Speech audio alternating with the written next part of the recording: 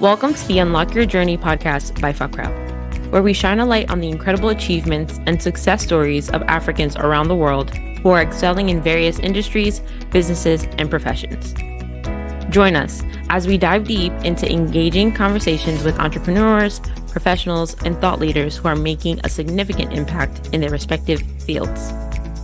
From innovative startups to established businesses, from groundbreaking research to artistic endeavors, we explore the diverse talents and perspectives of Africans across the globe. Hear firsthand accounts of their journeys, challenges overcome, and lessons learned along the way. All right. Hello. Welcome everyone to the Unlock Your Journey podcast by Fakra. And we have a very fine gentleman here with us this afternoon called Musa Kanneh. So just a quick introduction on who Musa is and a little bit on his background. So Musa is currently a software engineer at Goldman Sachs in the London office. So Musa covers a growing expertise in full stack software development with an interest in seeking cutting edge engineering solutions to optimize strategies, automate processes, and promoting success. Musa graduated with a Bachelor of Science Honors First Class focused in computer science from the African Leadership University in Kigali, Rwanda, where he completed over 5 on-site and virtual internships and part-time positions in the engineering space across Tanzania, London, Rwanda, Zambia, respectively. So Musa is originally from Liberia, which is located in West Africa. When Musa is not working, he's working.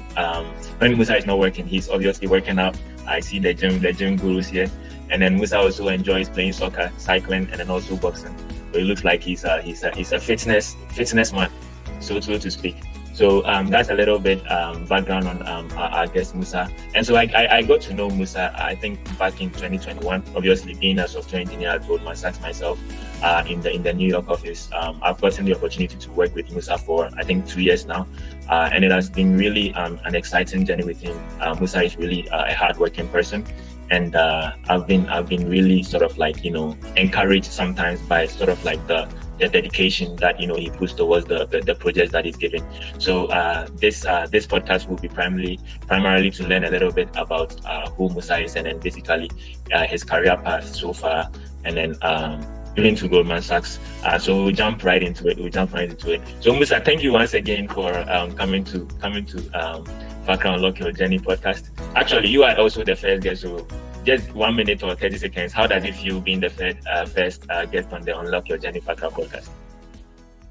Oh, well, first of all, thank you, Albert, for extending this invitation.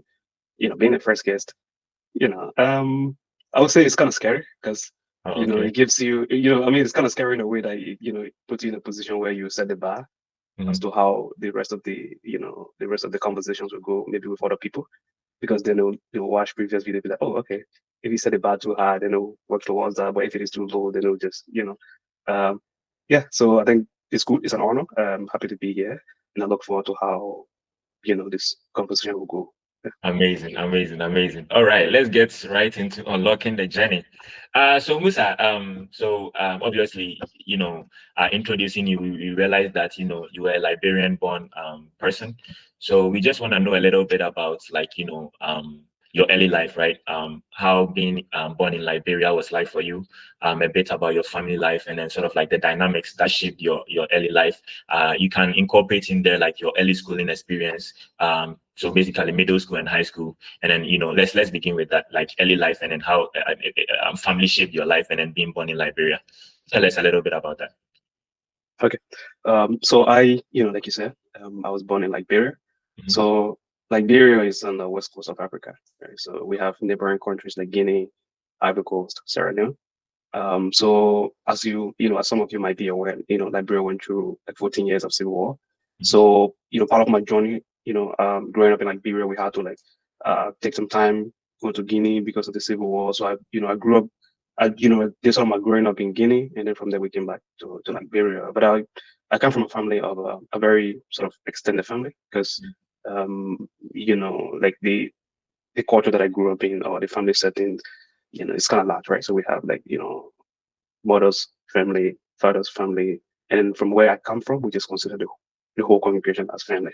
So we have the immediate family, but then we have the extended family, and then it makes up a very big one.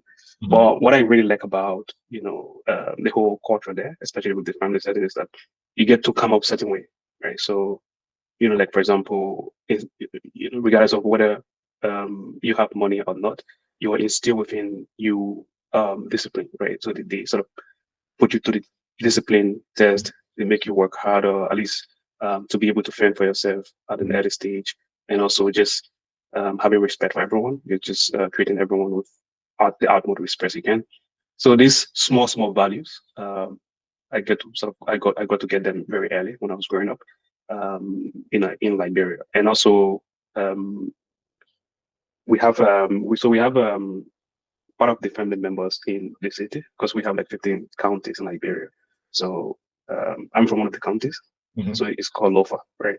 So there we have, the extended part of the extended family in Lofa, and so as part of growing up as well in Liberia, like I, had to spend some time with them, the at least the edited version of the extended family, to be able to sort of now get to practice this culture of hard work, go to the farm, get come home, start to just the basic upbringing of a typical African sort of parents. So we got to experience these things at an early age. And as part of that, I, did some schooling in Lofa. I also did some in Monrovia. So Monrovia is the capital, but then I did most of my time in the capital. Right? So there I went to a school, so a high school. But before the high school, there's like we have stages of, at least the of the schooling process, right? So we have the elementary to junior high to senior high, and then so I did the entire elementary in an elementary school, a school that was just sort of the higher level was an elementary, and then from there I went to a high school called the Muslim Congress High School, where we just got to sort of understand the basic sort of courses, right? Like sciences, because I was more into the sciences, coming up. So I was into physics, chemistry, biology, and the way I got to sort of enjoy these things right in high school was through this game called quizzing. Right? Okay. So quizzing is an academic competition where you have like 4 people, and then these 4 people we compete against each other. So we used to do it based on schools, right? And then I took the sciences. So the sciences, if you're the science player, you get to study biology, chemistry, physics, so that when they ask questions in this field, you get to answer them. So you're like the point person. Yeah, so I got involved into this sort of activities in high school, and then I think not knowingly, right, this activity sort of gave me that engineering taste. But up to then, I didn't know what I wanted to do career-wise, right? But based on these activities, I think you can maybe keep in mind where everything started, right? As we go through, this conversation, that you get to trace back to, where everything started, essentially. Beautiful, amazing. So looks like you had an interesting ride basically up until high school, and then so let's talk about the transition from obviously like your early life, high school, to college and then university, right?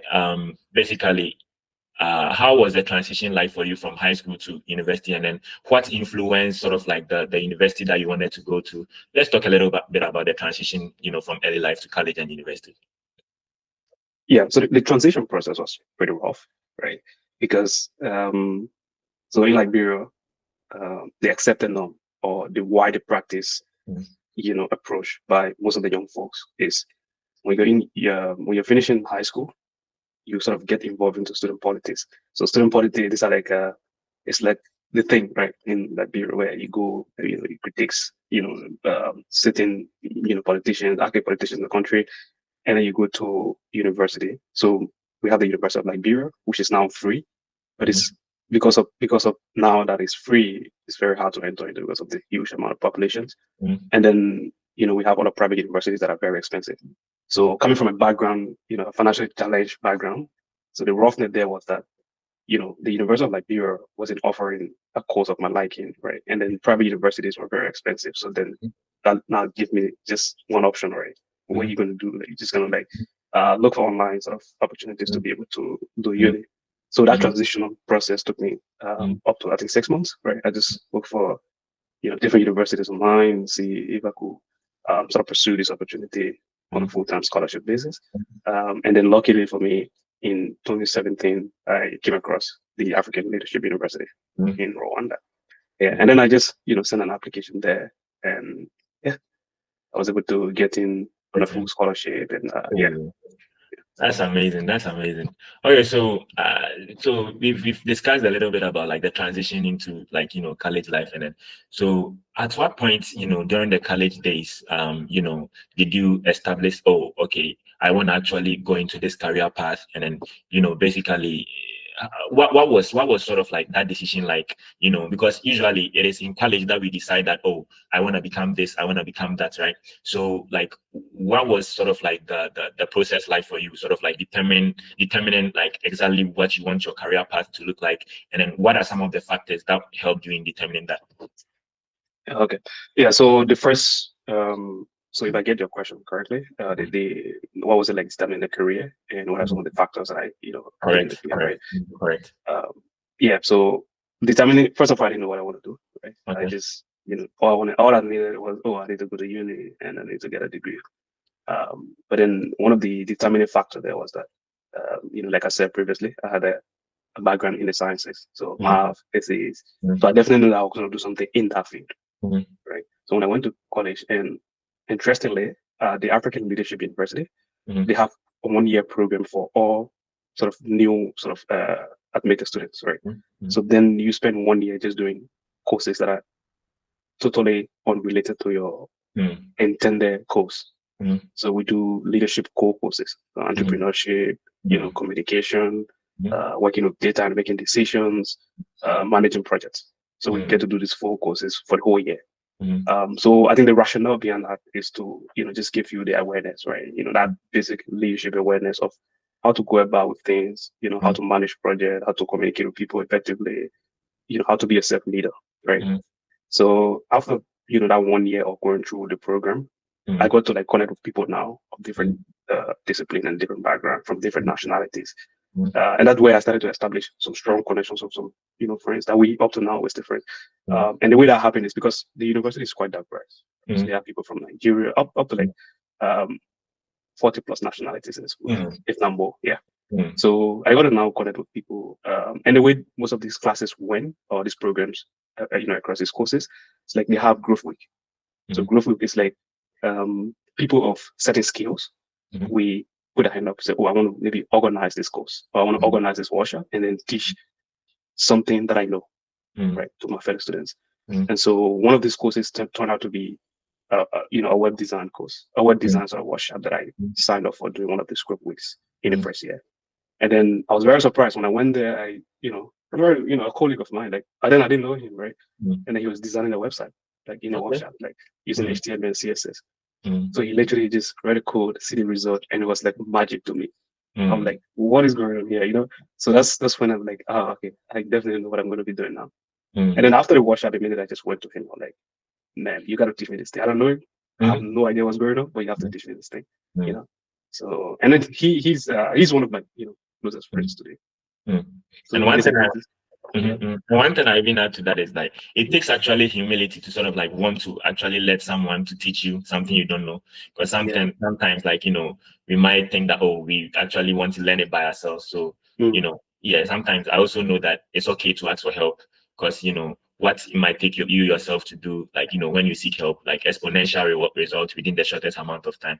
So definitely that's definitely great. So leading up to sort of like the processes that define your career journey and career path. So we know, like currently you are a software engineer at Goldman Sachs.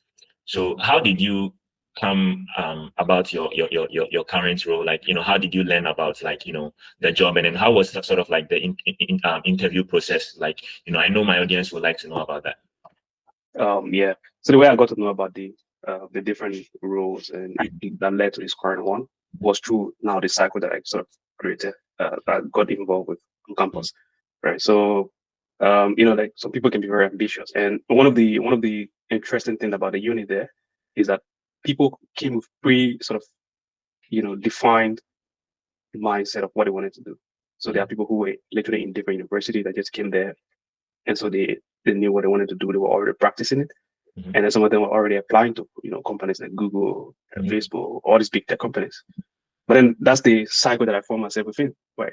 Not knowing what to do. But then what that taught me was, just give me a sense of what is possible and what is not.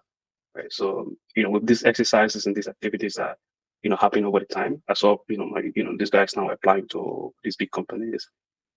And then I also started to look through them, like search the internet and see how they're doing it, what they're doing, how they're practicing, what they're practicing, and all that. And then that led to me discovering Goldman Sachs, right? And then that happened after during the pandemic now, when we were in, I think, the third year of uni. Mm-hmm. That's like fast forward to the whole process.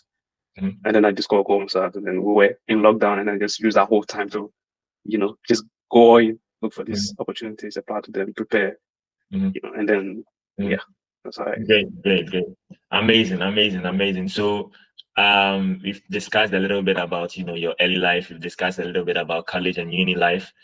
We've discussed a little bit about your current role and the path that took you there, right? Obviously, there is no victory without a challenge, right? And so, we would like to also know about some of the challenges that you faced along the journey to where you are currently, and then sort of like the pivotal moment or the turning point in your life. And how did you stay motivated during these challenges, and then also if there are any regrets during this journey, and also if there's anything at all that you would do differently. So talk to us about that. Oh yeah, that's a good question. So obviously, like most of these activities definitely come with a lot of challenges. But one of the ones that I wanted to talk about was getting started, right, with all of these different things. And it is no secret that the whole engineering career, like software engineering in general, is a hard nut to crack right from the beginning. There are a lot of moving pieces. So sometimes if you just jump into it without the proper guidance or the right direction, you just do some things that you might end up maybe not doing, or maybe focusing on the wrong thing within the field. So I think that was one of the challenges for me, essentially, right? When I started with no coding background, no programming background, getting that initial head start of what to focus on, what to do, you know, you know. So that was a bit of a challenge for me, right? And I think that's something that mentorship would have played a huge part in. Yeah, and then the other one was just sticking through this different practice sessions or the different courses. But I did computer science, right? So obviously, like you get some problems that is really hard, and you just give up, right? Yeah. So yeah, if you don't have a strong reason to do, you just give up. You're like, you know what, that's it. Yeah, but like the way some of the ways that you overcome these things is now you try to like grow some, you try to just develop some sense of expectation for yourself, right? To say, oh, what do I want at the end of the day in this thing, right? It's not just about studying computer science. It's about what do I want to do with this, this skill that I'm going to get from studying this. And so once that, it might not be totally defined for you, but once it is there, if the going gets really tough, and you can be able to rely on that. Like, oh yeah, definitely. Or you look at people who have passed that route, right? Like the program that you guys are doing now. Say, oh, okay, actually it's going to get tough. So something like, if you're going to the field, that it's going to happen. And you'll be like, okay, if that person can pass through it, then this is an indication that it's going to happen, Yeah. Excellent. So basically, you set a picture before yourself on how the future looks like, which will keep you motivated that, oh, this is the vision, this is what I'm trying to achieve. And then that vision in your mind will eventually, help you overcome those challenges and then those problems that you face. Amazing. Yeah. Okay, so I think when you were mentioned, talking about the challenges, you brought in mentorship somewhere. What would you say mentorship has played in your career so far, in your career journey so far? And like, do you have any mentors that have significantly impacted you?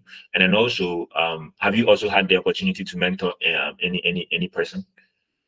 That's a good question. So mentorship definitely is the highlight of my journey up to now, right?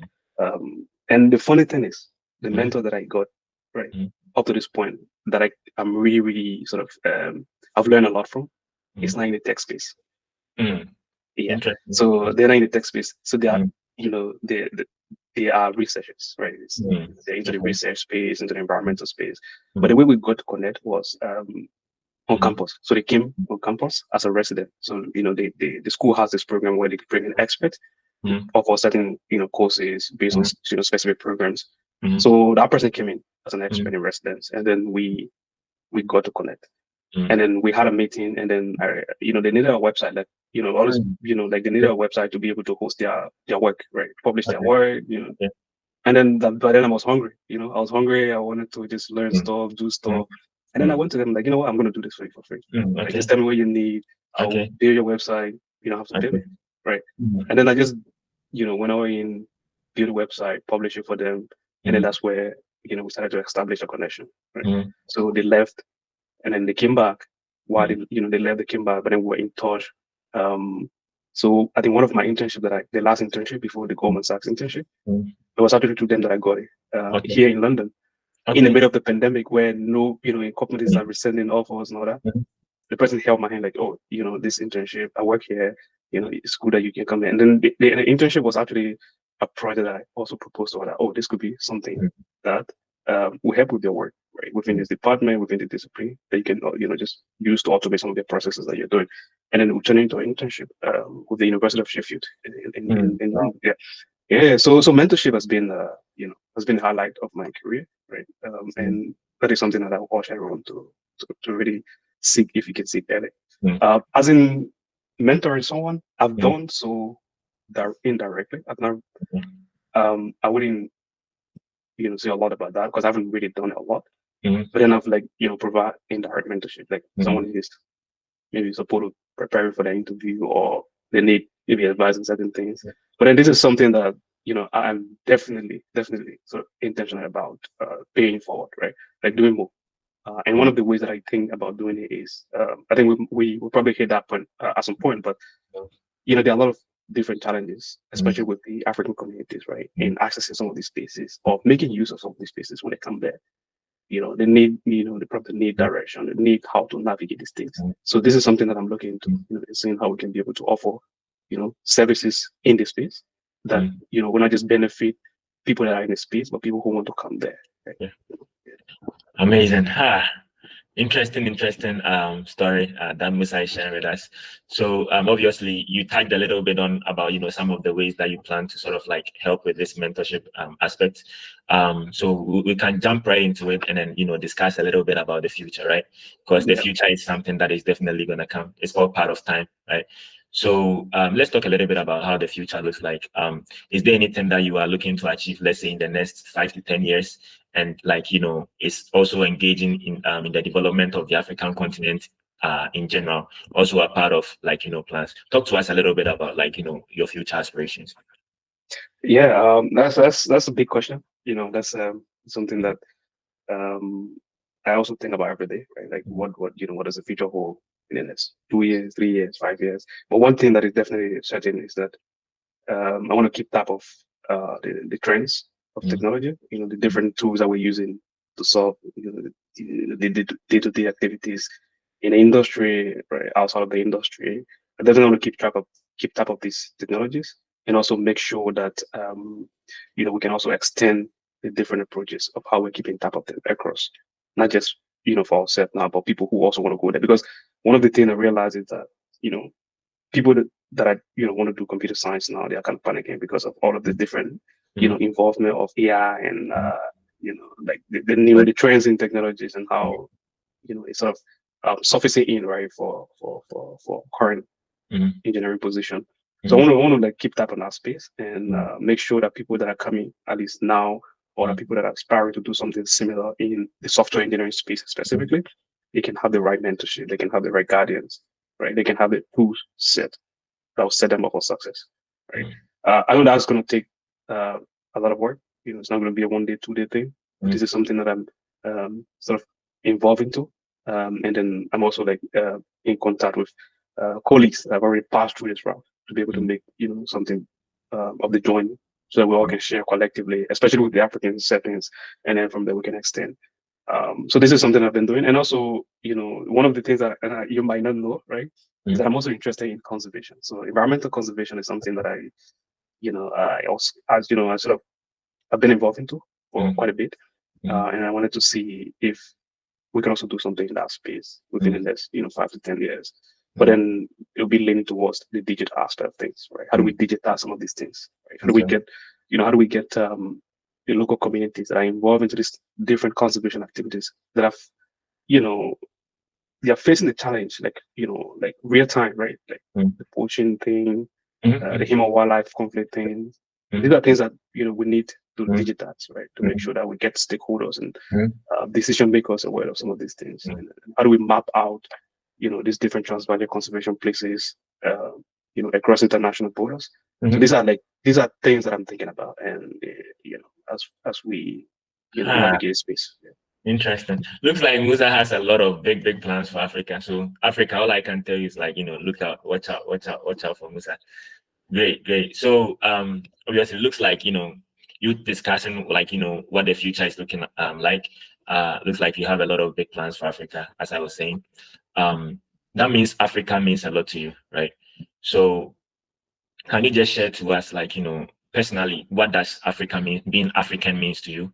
And then how has that influenced your journey so far? Yeah, actually, that's interesting. So being African, to me is it means empowerment to me, right? Okay. And I will explain why. It means empowerment with subset. So being an African in a setting that is, predominantly non-African, or at least that contains diversity, indicates a unique perspective that everyone brings to the table. And what that means is it gives you some responsibility to say, oh, you're into these spaces, you empower this, sense of Africanness, or that background, that culture that you bring. Now you have the responsibility to be able to exercise it very well, right? And so then, if you're given the responsibility to exercise it now, then you also sort of call upon to make sure you're not just the only one exercising that, right? So being an African to me is about being in power, and also but then with the responsibility to make sure that power that you have, or that empowerment that you receive, can be spread across not just you, but other Africans as well. And I think that's one of the ways that we can be able to make better of some of the situations, some of the challenges that we have in the continent currently. And I think the African Leadership University is a good indication of what that means, right? Because coming from Liberia or going to the African Leadership University, being empowered with the knowledge and expertise to be able to make a change, not just for me, but beyond me, in foreign spaces, is an example of what empowerment means right there in that case. And so how do we now make sure the African leadership is doing it, right? Other institutions are doing it, but then individually, how do we make sure we take on the responsibility to be able to do it as well? Yeah. So great. Prideful African. Amazing. So what advice, because obviously there are people listening who are going to be listening to this podcast that would want to take any advice that you might want to give. So what advice would you give to others who aspire to work a similar path to yours? Because as a software engineer at Goldman Sachs, that's a big deal in itself. So what advice would you give to someone who wants to work a similar path to yours?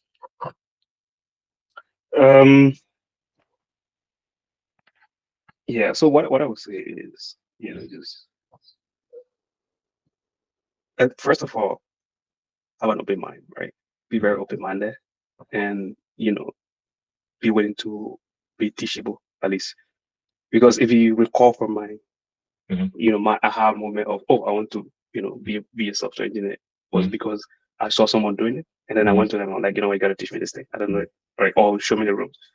So having that open mindset of things, right? And then being teachable, right? And also being humble in the process, at least from the early stage of when you're trying to figure out how to do things, or what to do. And then if you have a mentor, great, right? It's just something that you should consider, right? If you're coming into spaces like these, or you're trying to explore your own path, just having an open mindset and being teachable, and really, really work hard as well, because that's the baseline of everything. So if you have these two things with this great attitude, I think it's gonna take you really far. Yeah. Amazing. Well, there you have it, audience. So in this podcast, we're able to discuss a little bit on the early background of our guest, Musa, basically how he transitioned from early life to sort of high school to university, and how, in university, he was able to sort of find his career path and then journey to Goldman Sachs, some of the challenges that Musa faced along the way. And then, the role of mentorship in Musa's life, talked a little bit about it. And obviously, his future aspirations. Musa also touched a bit on what it means being African to him, and then sort of like how it has influenced his journey. So Musa, thank you very much for joining us and then even making up time to come to Unlock Your Journey podcast by Fakra. It was really great, getting to know a bit about you and then sort of like your journey. So viewers, I will encourage all our viewers to subscribe, listen to this podcast, subscribe, leave reviews, obviously, because we want to know your thoughts on this interview. And then also stay connected, because Fakra is bringing our viewers and our audience whole other podcasts like this. So viewers, stay tuned, and then we'll catch you up again on the next podcast. So for now, it's a goodbye from Fakra Unlock Your Journey podcast, and we'll speak to you again soon. Bye-bye. Thank you. Go to the Google Play Store or the App Store and download the Fakra app.